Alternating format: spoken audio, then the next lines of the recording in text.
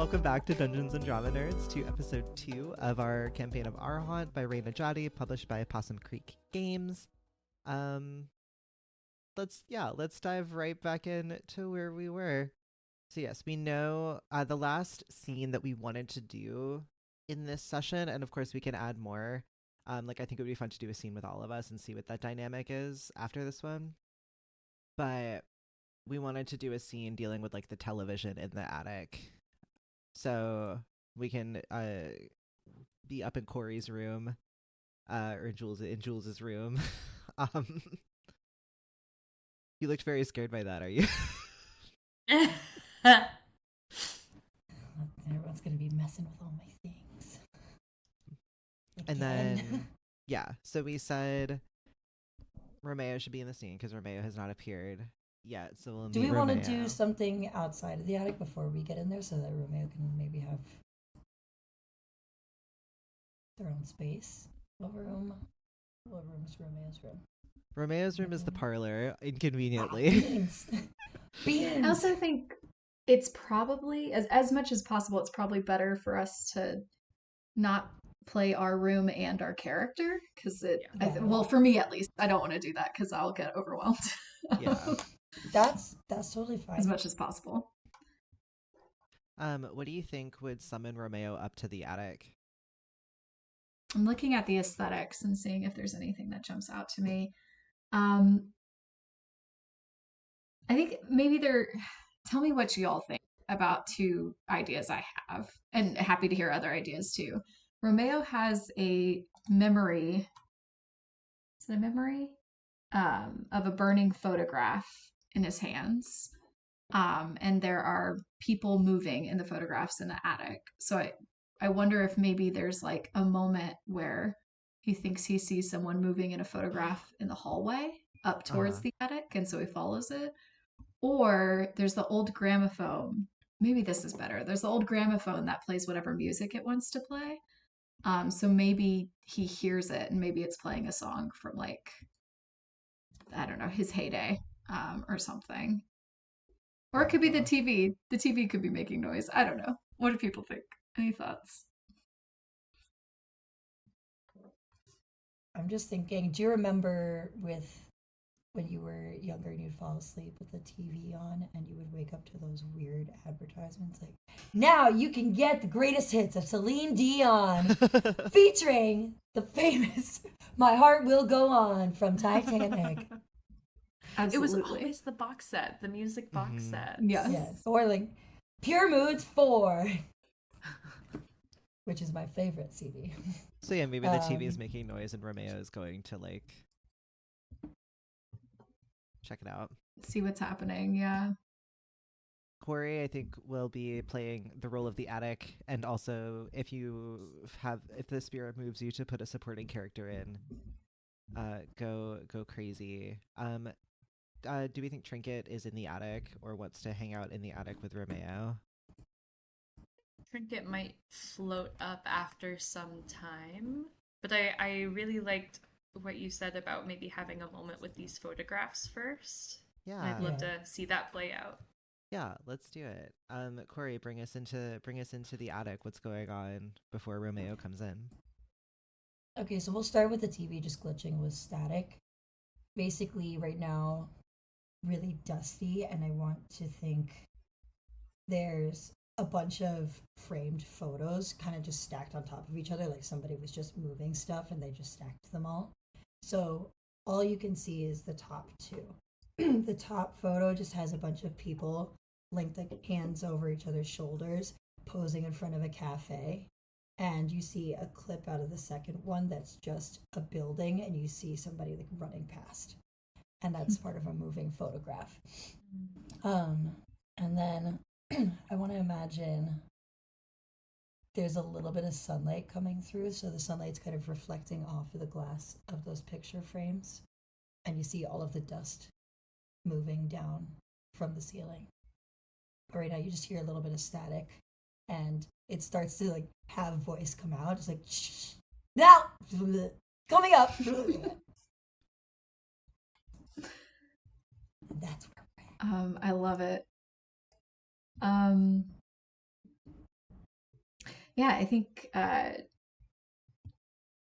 so. As the loved Romeo is, it says,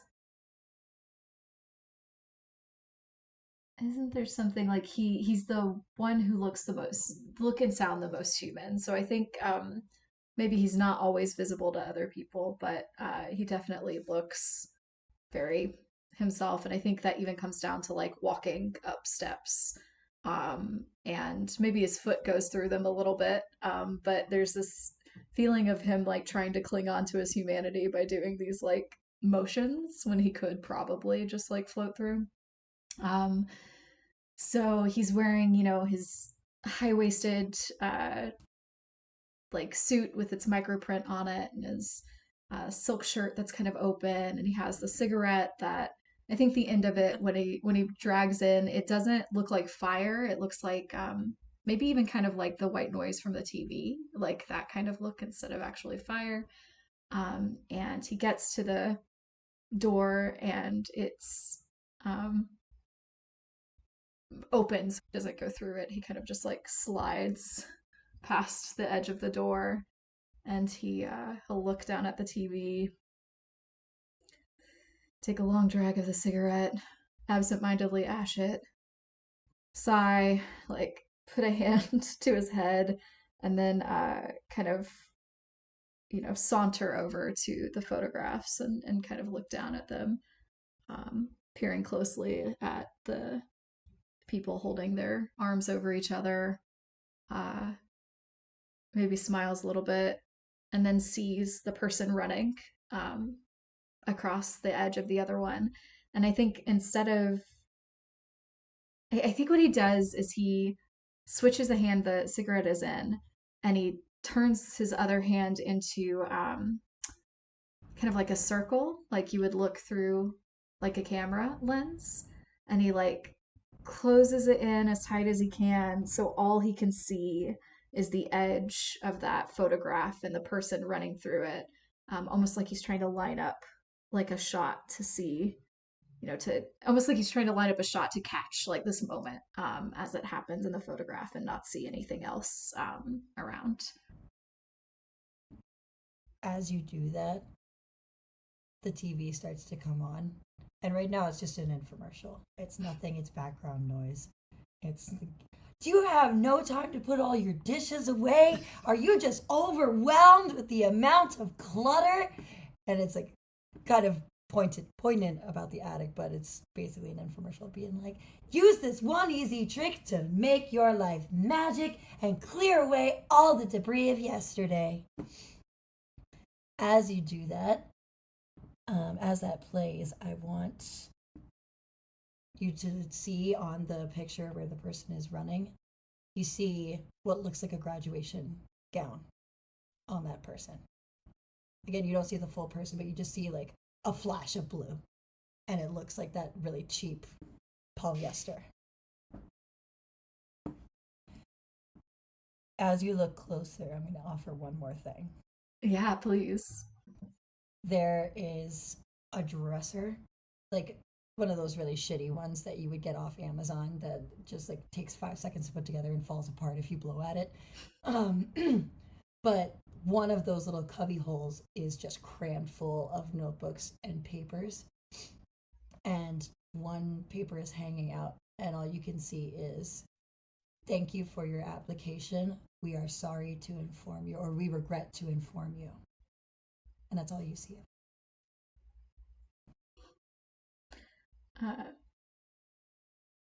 The infomercial is going to startle him a little bit, and he's going to glance back. Do you have too much trash? And then he's going to look at the terrible dresser and see the paper and sigh and say, "Art is dead." And then he's gonna rub his eye and say, that's morose. Call 1-800 now to get rid of all that's holding you down. There was plenty of shitty art when I was alive, but it was not quite as loud I think he's gonna look around and then remember the TV's not plugged in. There's nothing he can really do about this. I think he's gonna absent-mindedly like kick it and his foot goes through. It's gonna respond. It's gonna glitch again. Do you have something to say to me? Let's see. How about you try something I could use? Murder, She Wrote comes on. Oh, that's cute. All you can hear is a scene of, shoot, I don't remember her name, but basically you see her running up the stairs chasing after someone. We're in the middle of an episode. As you do this, the light's going to move a little bit. There's a tiny window, and there's a little breeze coming through. I would like to prompt you to go over to the window and tell me what you see. Yeah, I think he'll gladly have an excuse to get away from this TV, saunter over to the window. He's gonna do the motion of leaning up to look out it, even though he could just stick his head out the damn wall. And in the distance, he's going to see. I'm just going to call that this is the next day. I'm just going to call that if that's cool with everyone. He's going to see Dale and Mackenzie coming back from their slushy date with 2 huge slushies. And I think maybe Dale takes like a fingerful of slushy and like puts it on Mackenzie's face. And Mackenzie is like very upset about this, but like playfully. And he'll take his... not Dale, Romeo will take his hand again and try to focus in on them and just see them. And then we'll laugh and turn back to the TV and say, you should have tried something like that. I might have watched you longer. And we're going to go with this quote from one of the episodes. Who ever heard of framing someone with the wrong gun? I see your intent here, but unfortunately, I don't think you're capable. I've already died. Now, I may be wrong, but frankly, I doubt it. That's clever. I think actually, again, we're going back to an infomercial. Oh damn! If it had stayed, and I think maybe there's this feeling of, I don't know if the TV has like, I think the TV has consciousness clearly. So Romeo was about to walk over, and there's this feeling of like anticipation, like he was kind of getting pulled in by Murder, She Wrote, and was thinking about watching it for a little bit at that. But the infomercial happens, and he takes a step back and is going to look back out at Dale and Mackenzie, who are just as a doing something. Reminder. Tristan, take a token for accepting Kory's room move. Oh, thank you. To look out the window and describe what you see. Yeah. Thank you. I will definitely take it. Yeah, I was looking through my moves trying to see if there's something I want to do, but I think I'm adding the TV as an NPC.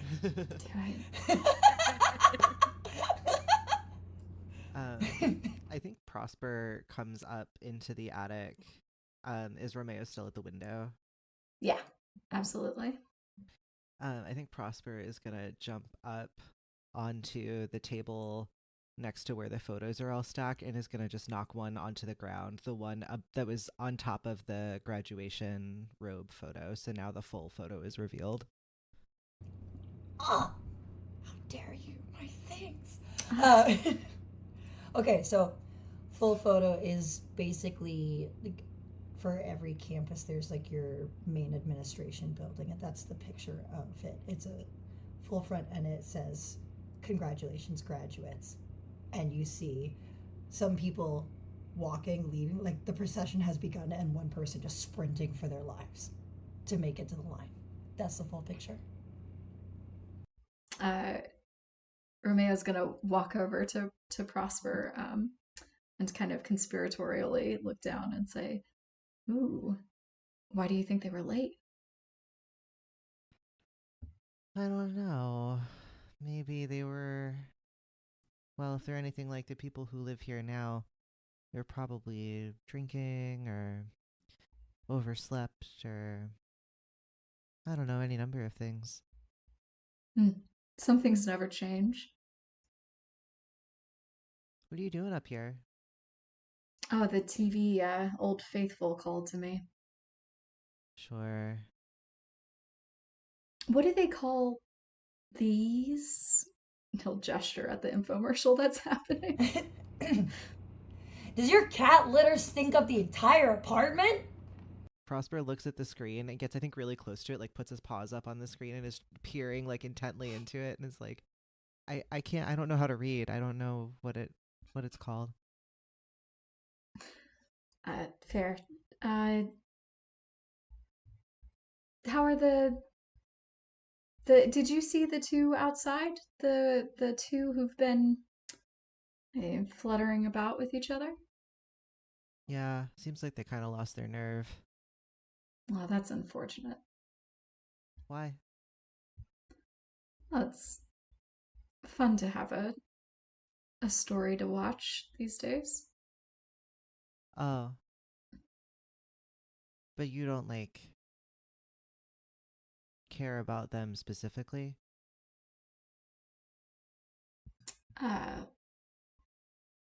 They'll be gone soon. It's hard to care about something that's not lasting.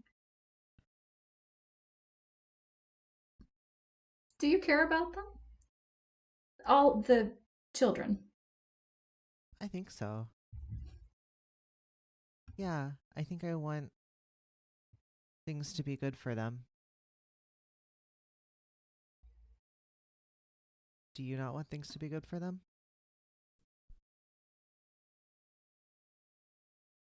I think he's very thoughtful for a long moment, and he'll say with a smile that we'll say it's the one that hides the pain. He'll say, "It's nice when things end up all right in the end, but stories aren't interesting if there isn't some drama."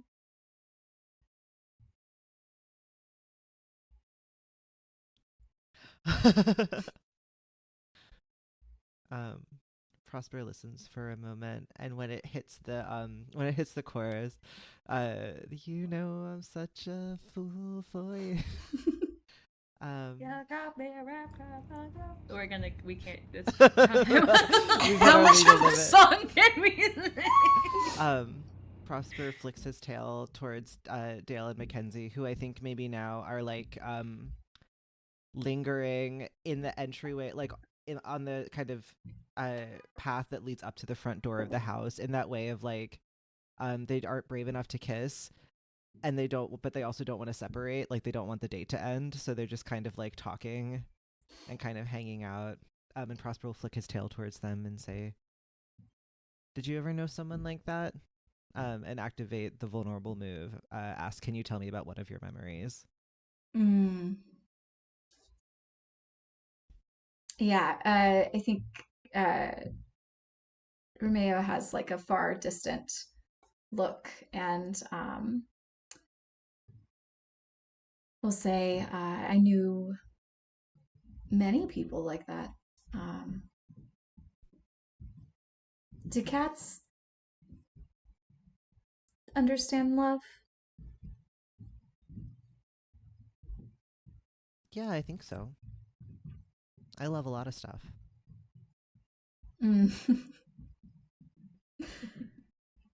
I had a thing I loved very much once, but I used it to light a cigarette. You loved a match? Oh no, something between the match and the end. It's a photograph like these. Oh. Who was the person running late in your photograph? I think Romeo doesn't answer that. And I think as the Cranberries keeps playing, I think Romeo will step back and clearly refusing to engage with that line of questioning anymore, will say, Can cats dance? I think so. And Prosper bounds over, like very excited. As you do this, there are some floorboards that are not in the best condition. And you'll notice that one of them is slightly broken and there's parts of the wood sticking up like this. And as you bounce, I'm going to say you catch on that little snag there. What you'll find underneath looks blue and shiny. Ooh. It's up to you to investigate or not. Prosper's tail like straightens really like like in a video game when there's like an exclamation point above a character's head when like they've like discovered something. It's like that. And he'll run over to the floorboard. And I don't want to cut this off. So I want to give space for Prosper to be able to investigate. But I do want to use a ghostly ability with great consequence and try to make myself irresistible to Prosper so that Prosper dances with me. Yes. At some point. But if the investigation starts first, I'm happy with that. No, I think maybe he feels like a tug between these two things. And he kind of stops by the floorboard and he looks. I'm trying to decide, what should the great consequence be, do you think? Yeah, I don't know exactly. So I think to set up what Romeo's doing, I think he's dancing kind of like I don't even know what you could dance to linger. Kind of a waltz-ish kind of two-step, I guess. I don't know. Yeah, it's very sway. Yeah. It's very slow dance, to be honest. Yeah, it's very slow really dance, but he clearly comes from a time where you don't slow dance with arms around the neck, like, you hold hands and have a hand on the waist kind of thing. So he's definitely started that style of dance by himself and is smiling like as big as possible, big eyes sparkling at Prosper, like, this is an exciting thing to do. You should absolutely dance and leave whatever that is alone. But I don't know what the consequence is. I'd love to hear thoughts. I mean, the floorboard thing I think could be fun if the floorboards, like, I don't know, something happens with that, or even Dale and Mackenzie. I don't know. Oh, I have an idea. I think what happens is Prosper is suddenly kind of torn between these two things, and as he feels Romeo's ghostly ability, he kind of stumbles, and the floorboard adjusts, and the blue sort of shiny object falls through the floor, and you hear it kind of bouncing down further into the house and disappears. And he kind of just like unbroken continues and like I think does the cat like pick me up gesture. Yeah, absolutely. Absolutely gonna waltz with this cat. Having the time of my life, feeling a little sad but a little happy. Do you feel love for anything now? Oh,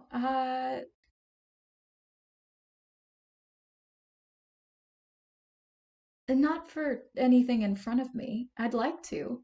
That sounded. I mean, I have memories of love. I think I'd like for you to love me.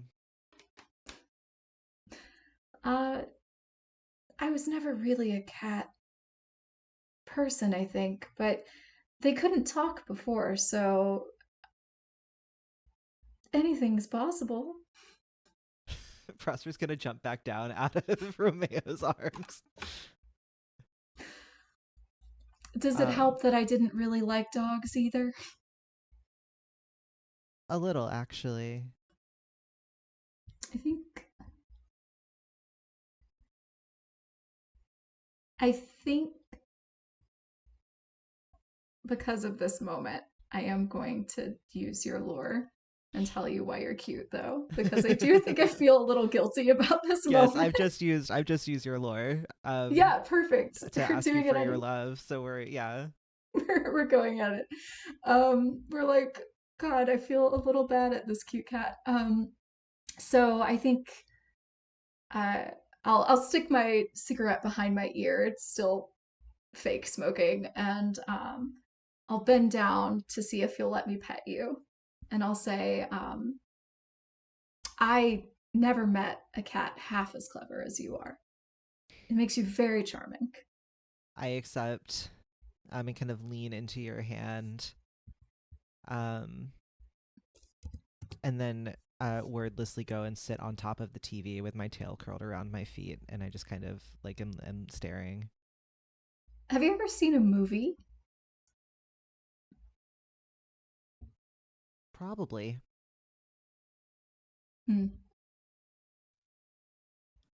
There's some children's ones with cats. You may like them. We should. Coming up next on Channel 4, Adventures in Babysitting.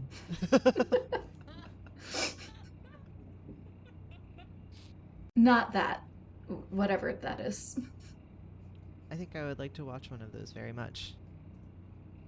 I would watch a movie with you. I don't think this television will help us out, but maybe we could take over one of the You'll see in the dresser there's a bunch of VHS tapes in another cubby hole. I don't know what those are. Not Tristan. Sorry. Romeo does not know what a VHS is. Prosper goes over, and Prosper I think does know what those are. Even like in one of the inexplicable, like, am I a human spirit in a cat's body, or was I a cat? Like, what's the deal? Like, just kind of instinctively knows and starts pawing through them until he finds a VHS of the Aristocats.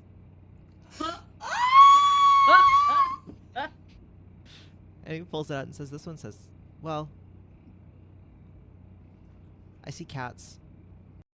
Oh, and it looks like a story about love. Why don't we, how do you, I don't see a projector.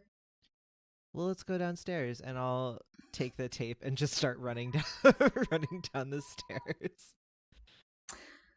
I'll follow. Can we say that later that night in the attic,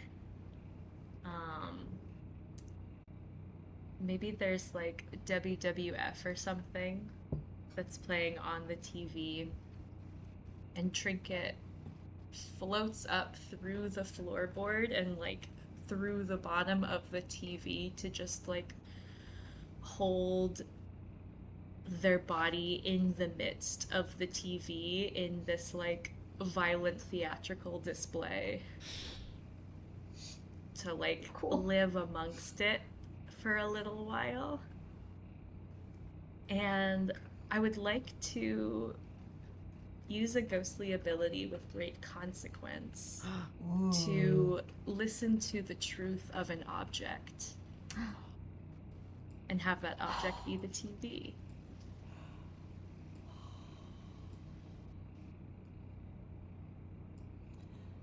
So, I want to say that the TV sentient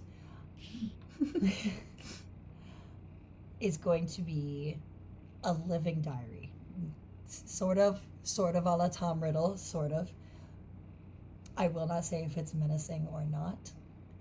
I will say these are a collection of thoughts and very specific emotions. It does not have the answers to everything. It is very much just like one frozen place in time.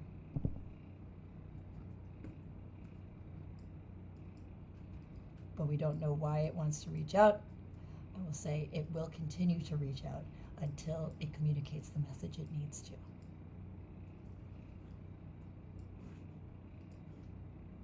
Cool.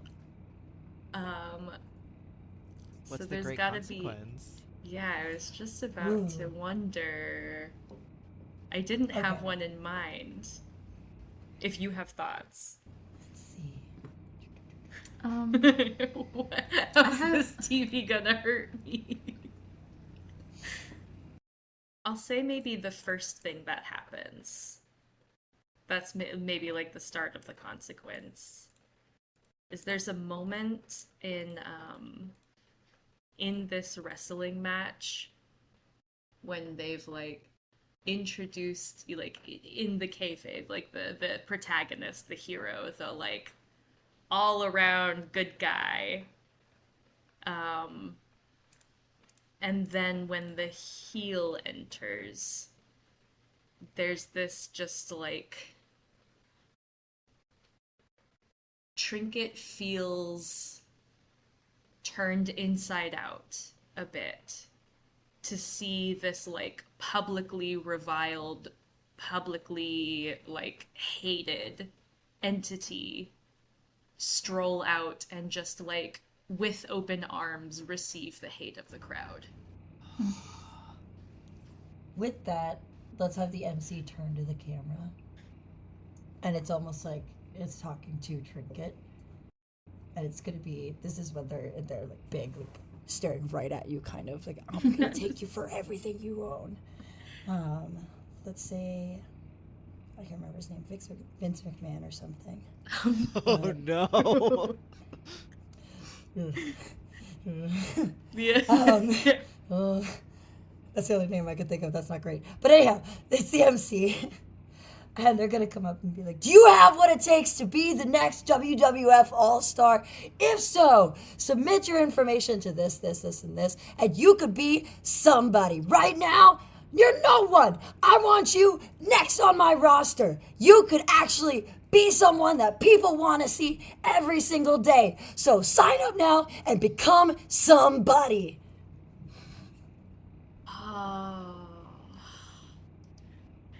Trinket feels so small. Just like a molecule, an absolute shrimp of a being in this moment. Not a shrimp. And I think they hear the words of like, call now, and Trinket just says, hello. Hello. Hello. Does anyone hear Trinket calling out from somewhere else in the house and go to investigate?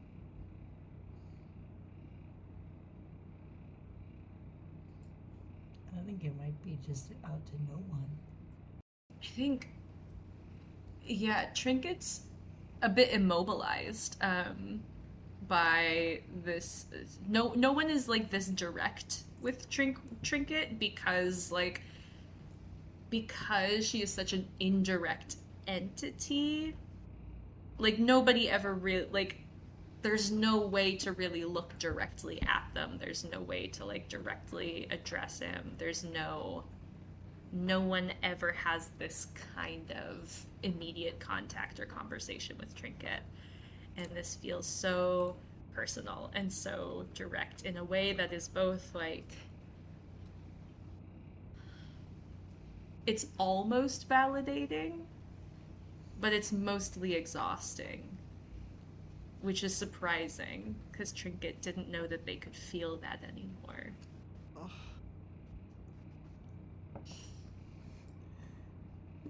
Y'all, this game is rough. I know, I kind of have this instinct of wanting to answer the hello because of how sad I feel in this moment. I mean, we could introduce a new NPC, we could like... Or Romeo could go. Anybody in. I think maybe it is Romeo. I think maybe we've started Aristocats and I've heard like hello halfway through the movie or something. And I think it's the TV like jealous of us watching a movie, and I have this kind of feeling of like, go show that TV that I'm having a great time with my friend watching this movie. And Prosper so is I running kind of back and forth across the piano and not paying attention to the movie anymore. incredible. Mackenzie shouts, "Who the fuck is playing the piano?" And then it's just like the as he runs off of it. And I love this so much. I'm sorry, carry on, Romeo. No, it's a beautiful setting there.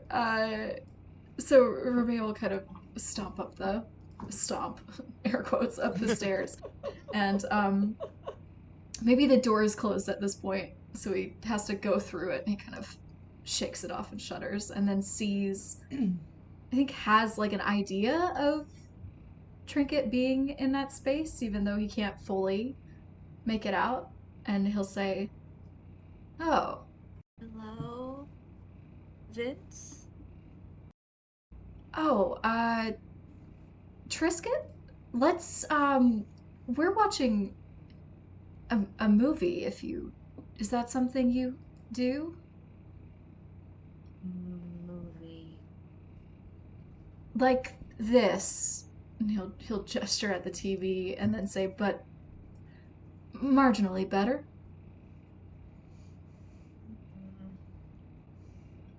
It talks?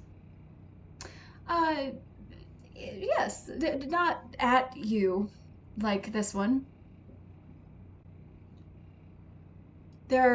It's characters. They talk to each other. And you watch it and, I don't know, learn something. Or laugh. I'll show you what a real man looks like tonight. You're just a boy. This is terrible. These characters have no idea what real men look like. You don't even know the meaning of pain. As Leo, I'm really excited to go watch Aristocats to learn what real men look like. It's just the goose. Yes.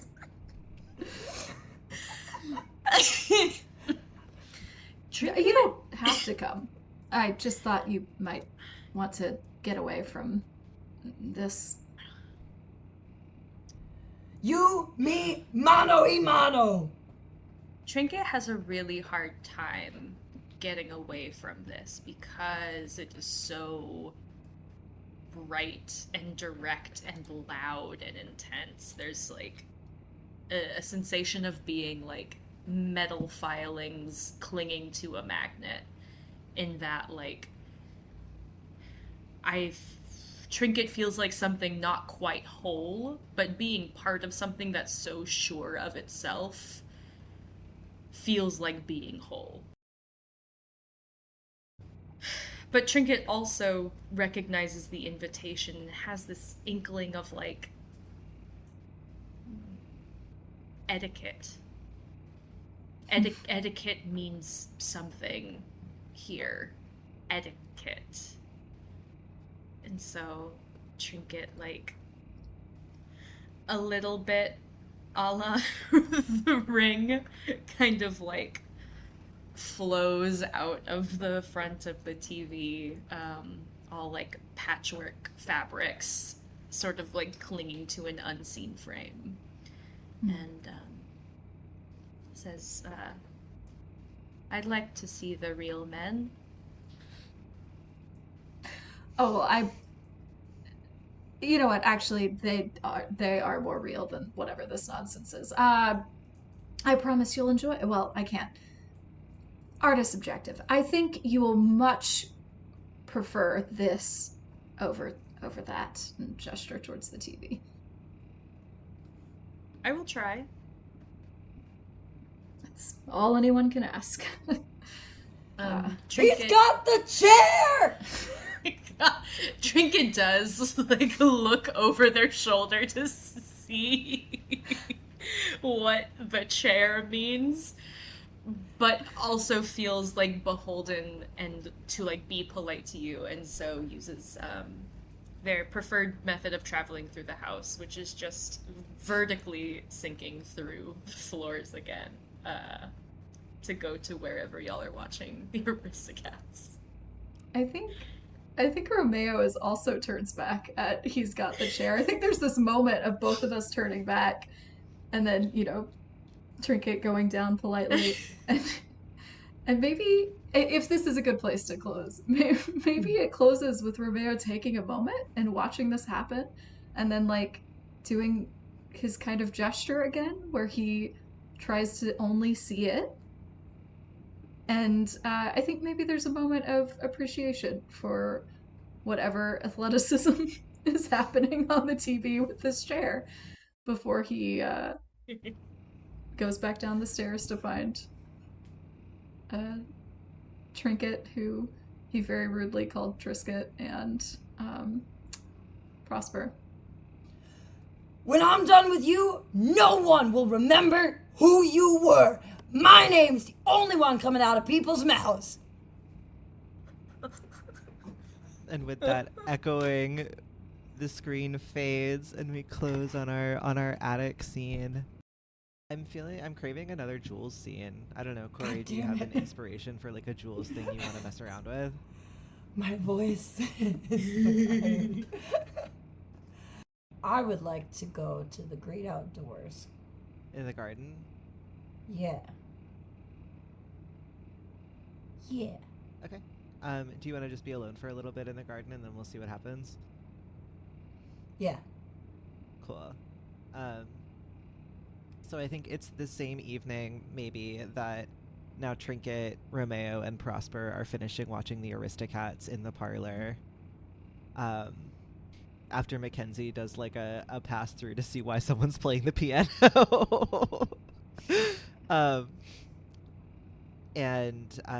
We see we go out to the garden, which is very overgrown.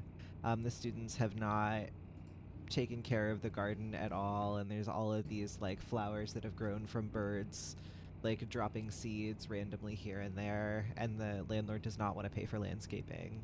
So it's just this like very, very overgrown, like you can't see the soil in most places. And there's all of these like weird disconnected pieces of chain link fencing with birdhouses kind of hung up on them at various places. And there's like I think a little mist of shadow pouring out of the mouths of the birdhouses, and kind of laying low across the ground is a thick kind of pinkish purple fog. I am going to go and try and clean out the birdhouses. Obviously not very easily, but kind of just like scoop the fog coming out, like trying to get the bird ghosties out. Mm-hmm. Yeah, as you're kind of pulling at the fog coming out of the mouths of the birdhouses, I think you feel like almost a stinging sensation as these kind of ethereal vines flare into your field of view, these kind of like ghostly bluish vines with flowers, and one of the blooms kind of opens and starts to drift towards your wrist, and you feel it kind of hurting you somehow. I'm gonna do a vulnerable action and reach out and hold another's pain as your own, and allow that to just take over my arm. I'm also asking you to deal with the problem of the garden, so please feel free to take 2 tokens. One for your vulnerable move and one Big for spender. your for your root move. Hell yeah. As you let this blossom kind of latch around your arm and start to kind of pull a little piece of you away, you hear a sort of rustling, and you see more kind of vines start to come to the surface of other parts of the garden. Like you see all of these blooms appearing all over this area, most of which not within your reach, but clearly sort of paying attention as you've awakened the flowers. I'm going to try and get myself in the middle of as much of it as possible and just lie down. Oh my god. Yeah. we cut to like an aerial shot of Jules just kind of sinking back. And all of these blossoms start to clamp on and feed on them. Maybe one of these times it'll actually work. Probably not today, though. Does Jules make any like sound or anything as this is happening? I think just saying that and just kind of sighing and looking up at the sky.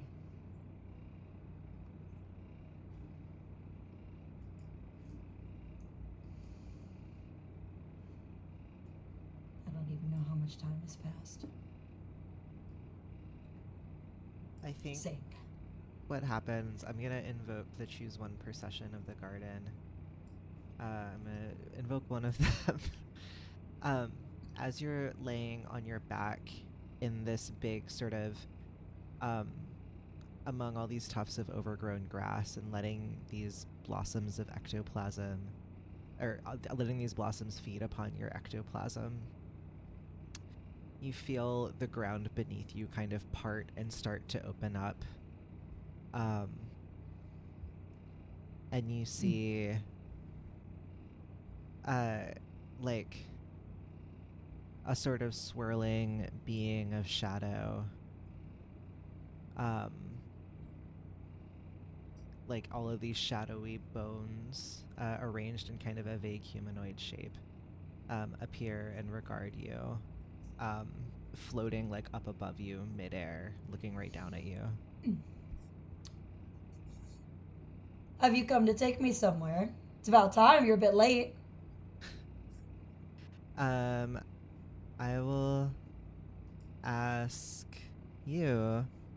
It says, ask what will the bones wear as flesh instead. If you answer, receive a token. So I think these bones have sort of risen from the soil and presented themselves to you. They're wearing a jean jacket covered in patches and badges. Oh no!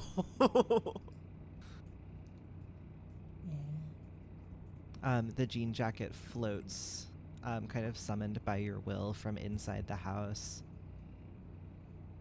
And the shadow coalesces into sort of like a full figure obscuring the bones, all held together with this jean jacket covered in patches with kind of faint red, like wild cherry red stains here and there on the sleeves and collar. If you're going into the kitchen, I'm not sure you can actually eat. You could try, though. It'd be fun to watch. It's just kind of, I think, standing and looking at you. The fuck do you want, anyway? You hear in your mind, the being asks, why do you insist on being hurt in this way? Why do you insist on coming back to hurt me more? I thought we were done with this. But no. I get to just relive this over and over and over again, and you get to never fucking leave, and I never get to fucking leave, and we just get to hang out here with our thoughts. Fun. So you're just going to lay here? Unless you have a better idea of something to do. Because you don't do so many choices. Have you tried studying chemistry? I've got a book you can borrow. Not very good, though. There's whiskey stains all over it. I do recommend playing soccer if you've got some time. Apparently it's very popular. I think you see dark blood dripping from the mouth of this figure onto the jacket as it falls forward and disappears into wisps of shadow, and you're just kind of blanketed by the now sort of loose denim jacket. And as the figure disappears again, all of the blossoms kind of shudder out of existence, and you're just kind of laying on the ground. Guess not this time. Damn it.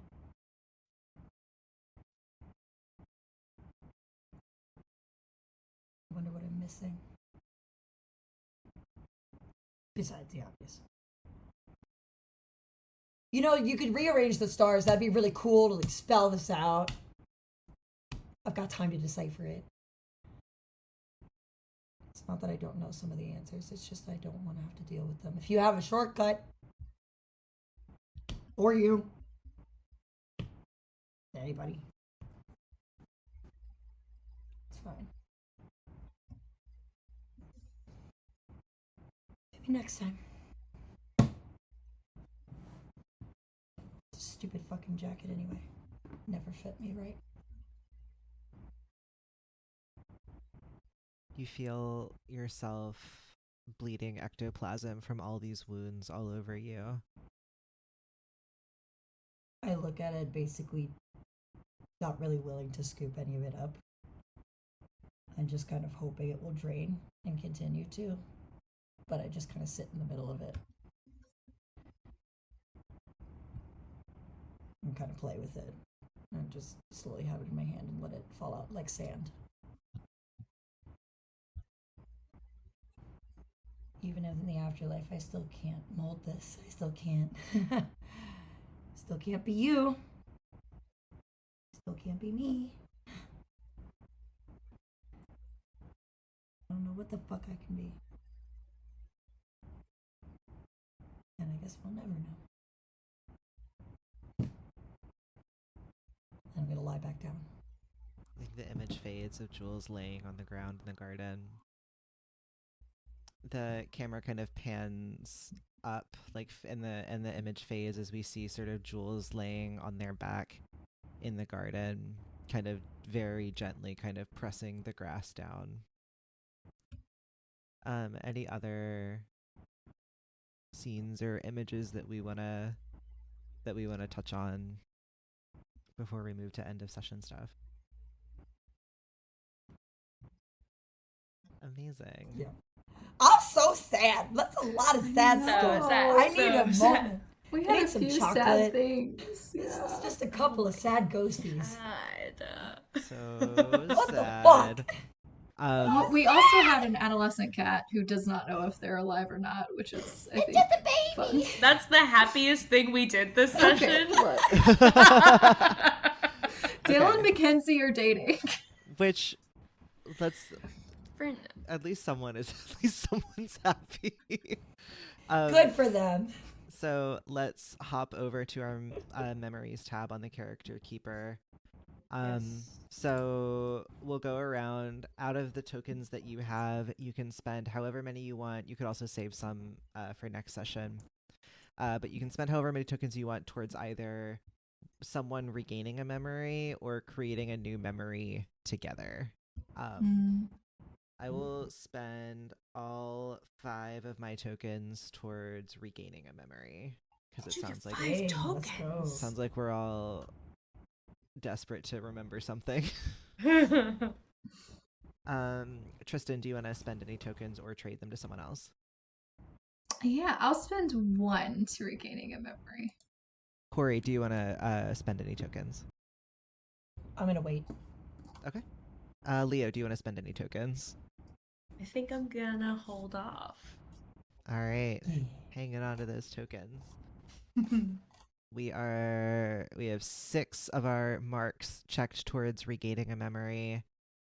And that is where we will leave this session of our haunt.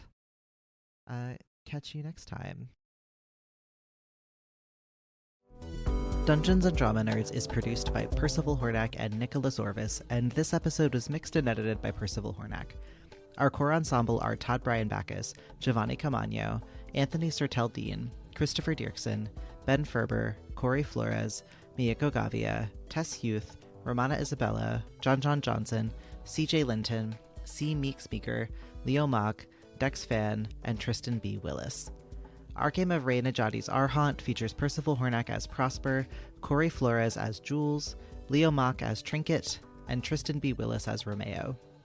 If you'd like to help us continue exploring the intersections of theater and tabletop role-playing games, consider leaving us a review on your podcast app of choice or supporting us, and getting access to our patron-only bonus content.